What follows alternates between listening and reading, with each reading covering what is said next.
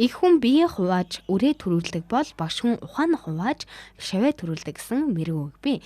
Бацүхийн оюун чимгэн Дорнод аймгийн Баян улс сумын 10 жилийн дунд сургуулийг дүргэж улмаар ангийнхаа 13 хүүхэдтэй хамт Дорнодын 90 цамын сангийн аж ахуйд илгээлтээр явж ичээ. Тэрээр бага наснаасаа үйл урлах дуртай хүүхэд байсан бөгөөд 7 дугаар ангитаа дээл хийж байсан түүхтэй.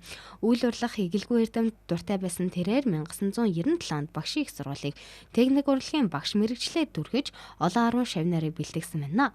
Өдгөө мэрэгчлэрээ 33 жил ажиллаж 2000 гаруй хүүхдэд үйл урлах эрдмийг зааж өгчээ. Бага балчир наснаасаа үйлэнд уран байсан тэрээр 2010 онд Австри улсад аялаж явах хугацаанд дэлхийн 7 гайхамшиг баримл хэлбэрээр харж байжээ. Дэлхийн 7 гайхамшиг баримл хэлбэртэй байж болоход яагаад хатгамал хэлбэрээр хийж болохгүй гэсэн сэтэл төрж улмаар их үйл бүтээх санааг авч байжээ. Би багасаа л ер нь жоохон юм хийх дуртай, оёх дуртай хүн байсан. Ээж маань маш их дагуулж намайг юм хийлэгдэг байсан.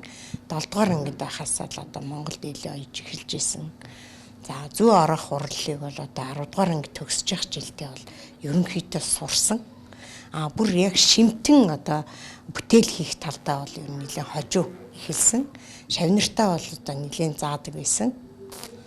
Тэгээд ер нь хүн хийж байгаа ажилдаа дурлаж хийж ижил бүтээл гарна. Ялангуяа миний мэрэгжил бол тэгээд одоо зүү орох хурлаг гэхээсээ илүүтэй яг хичээлийнхээ одоо сэдвтэй холбогдуулаад багш нь бол нэг юм гар хатгамлаар бүтэн 12 жилийн турш би нэг дэлхийн 7 гайхамшигыг уралсан байгаа.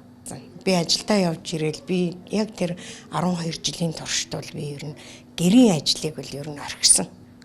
Ажилдаа яваал ирнэ, анги удирдсан багш байсан. Тэгэл ангитай багш ер нь маш их ажилдаа байдаг штэ. За тэгэл орой ирэхэд л ерөөсөө ажлын ширээвэл надад биелэн. Тэгэл тэр ширээн дээрээ суугаад зураг бариад хатгамлаа хийгээл суудаг байсан да. Инхүү тэрээр их үйл бүтээх ажилдаа шамдаа орж Монгол улс тэр байтугай дэлхийд байхгүй сар бүтээлийг уралжээ. Тодорхойлбол 1 м урттай 80 см өндөртэй дэлхийн 7 гайхамшиг болон Чингис хааны морь төшөөг уралсан байна. Энэхүү бүтээлийг хийхэд 10 гаруй жилийг зарцуулсан бөгөөд нэг бүрчлэн оёж шийджээ. Тус бүтээлд хамгийн багадаа 33 өнгийн утас ихтэй 70 гаруй өнгийн утас орсон байна. Үйл урлах гэдэг бол хэн бүрийн амархан хийдэг ажил биш юм. Учир нь бүтээл орлоход маш их цаг хугацаа хөдөлмөр шаарддаг бөгөөд хүн хийж байгаа ажилдаа дурлаж сэтгэлээ шингээж байж бүтээл гардаг байна. Гар урлал бол өөрөө маш чухал эдэлтэй. Маш олон төрөл байдаг.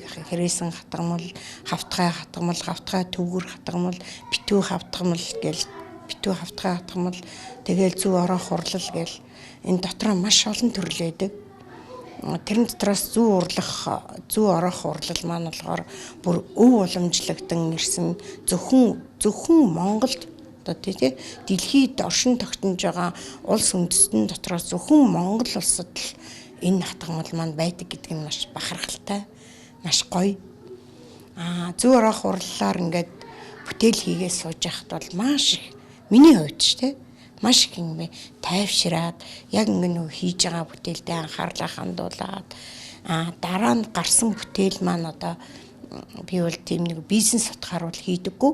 Гэхдээ шавнырынхаа хүрээнд, ах дүүгийнхээ хүрээнд өөрийнхөө хэмжээнд бол хийдэг учраас бүтээл маань гоё л болж ивэл одоо тэгэл сэтгэл ханамжил ихээдэг штеп. Хин нэгэнд зориулаад хийгээд өгсөн юмыг маань тухайн хүлээж авч байгаа хүн сэтгэл дүүрэн хүлээж авах хамгийн аз жаргалтай байдаг шүү дээ. Хийж байгаа ажилдаа дуртай тэрээр шавнартаа бүх төрлийн урлагийг зааж гар урлын олон төрлийн бүтээлүүдийг уралдаг байна. Урагцсан, сэмэрсэн, цоорсон хувцас оёх хэрэгцээ хэн бүхэнд тулгардаг. Ийм ч учраас оюун чимэг багш шавнартаа нэг ч гэсэн юм сураад аваасай, нэг ч гэсэн ур чадварыг мэдээд аваасай гэх сэтгэлээр хичээлээ зааж сургадаг байна.